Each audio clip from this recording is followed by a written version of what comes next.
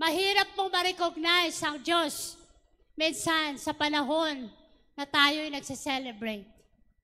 Pero sa panahon lang taghirap, madali nating makita ang kumikilos na kamay ng Diyos. Amen.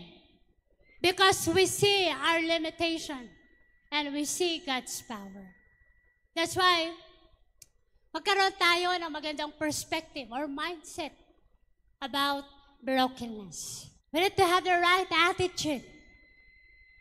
Huwag tayo maging nega.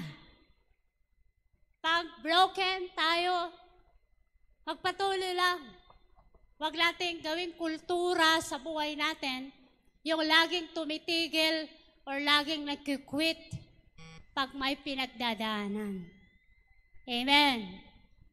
Ugaliin din natin magpatulong.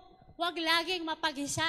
At ugaliin din natin na sumama sa mga tamang taong, tamang lugar, tamang gawain.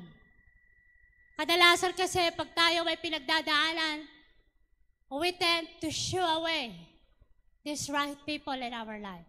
It is our natural reaction. Ayaw muna nating makipag-usap because we are going through a painful, or something in our life. Kaya, sinushow away natin yung mga tao.